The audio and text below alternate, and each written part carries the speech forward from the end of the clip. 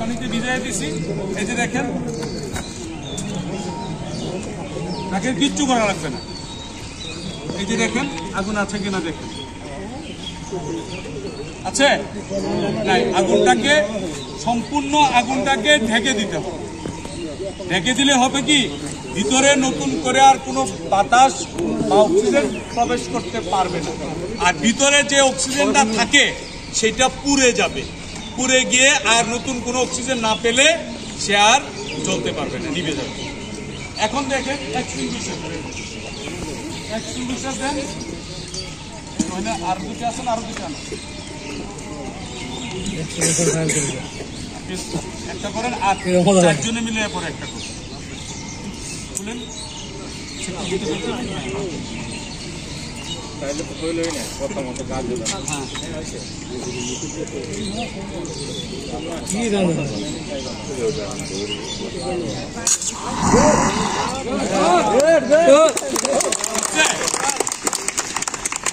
সে বাধ্য এখন তেল বেশি করে।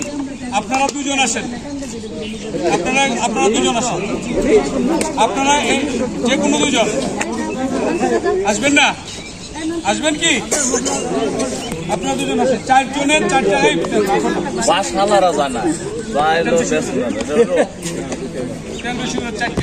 ওইটা আনেন, তিনটা, তাহলে নষ্ট হলে অসুবিধা নেই। তিনটা দিয়ে শুনেন, তিনটা দিয়ে একসাথে দিন।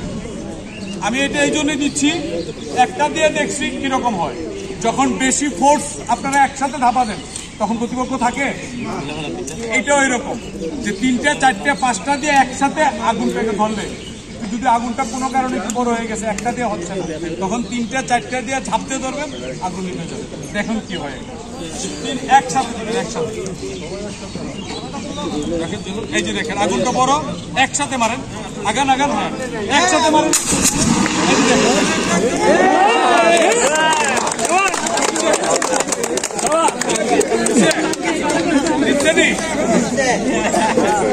শুনেন,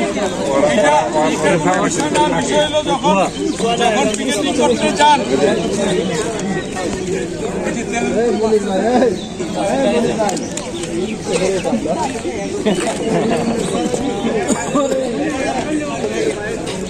ঠিক আছে, শুনে একটু আবার এদিকে এদিকে।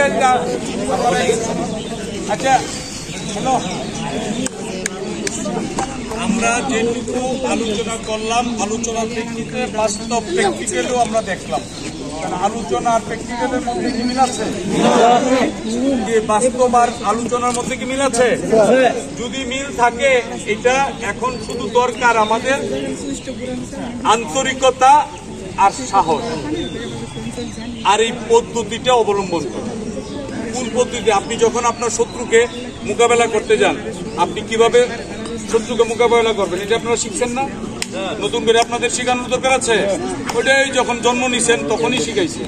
রেফ্লাইট পরে বন্দুক, কিভাবে কোন আসামিকে কোন যুদ্ধে কিভাবে গুলি করতে হবে, কোন এভাবে শিখাইছে। তাহলে এইটাও এইরকম টেকনিক। আর আগুন হচ্ছে এমন একটা জিনিস, আপনি শত্রুর সাথে মোকাবেলা করতেছেন, আপনি শত্রুকে ফলো করছেন, আপনি নিজে সেফ থেকে পরে আপনি দিচ্ছেন। আর আগুন হচ্ছে এমন একটি জিনিস, আগুনের খুব কাছে গিয়ে আগুনকে ফাইট করতে। আর আমরা হচ্ছি সেই নিরস্ত্র মানুষ, আগুনের খুব কাছে গিয়ে আমাদেরকে অনেক সময় ভুলভাল তথ্য দেয়।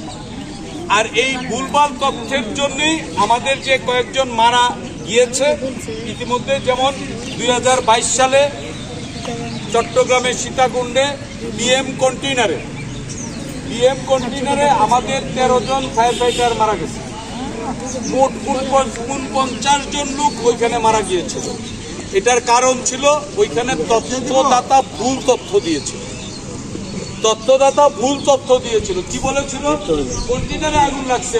আমাদের অফিসার যখন গেছে, গিয়ে জিজ্ঞেস করেছে যে এটা কন্টেইনারে কি আছে, তখন তারা বলছে যে এটার মধ্যে গার্মেন্টস আইটেম আছে। গার্মেন্টস আইটেম কি? কাপড় অথবা মেশিনারি। কাপড় আর মেশিনারিজ কি ব্লাস্ট হবে? এই কাছে থেকে সে পানি দিচ্ছে, কারণ আগুন তো ওইখানে যদি থাকে, আপনি তো এই দিক থেকে তো পানি দিলে তো ওইখানে যাবে না, তাই না? যদি তারা বলতো যে এখানে কেমিক্যাল আছে, তাহলে ওই অফিসার নির্দ্বিধায় সে এখানে পানি দিত না, দিয়ে আগে গাড়ি নিয়ে আসে দূরে তার সেইফে চলে যেত। সেইফে গিয়ে সে ঊর্ধ্বতন কর্তৃপক্ষকে বলতো স্যার এখানে কেমিক্যালের আগুন।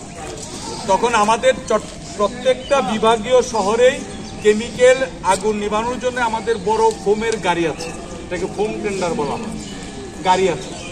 এবং প্রত্যেকটা ফার্স্ট ক্লাস স্টেশনেই এরকম ফোম টেন্ডার, বিশেষত রাজধানীতে বা বিগ সিটিতে, মানে বিভাগীয় শহরগুলোতে গাড়ি আছে।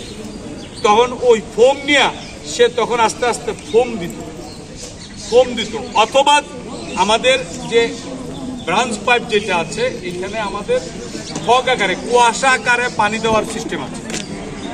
কুয়াশা আকারে যখন পানি দিব তখন এইভাবে আমি ওনাকে ধাক্কা দিলাম, উনি কি ব্যথা পাবে, আর আমি এইভাবে দিলাম, লাগছে না, অল্প একটু লাগছে কিন্তু।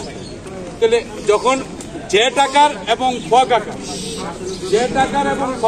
যখন জেট আকারে পানি দিব তখন ওইটা গিয়ে দ্রুত এটার মধ্যে পড়ে, আর ওইটা তখন ফেটে গেছে। কন্টেনার তো প্লাস্টিকের প্লাস্টিকের মধ্যে ফেটে গেছে।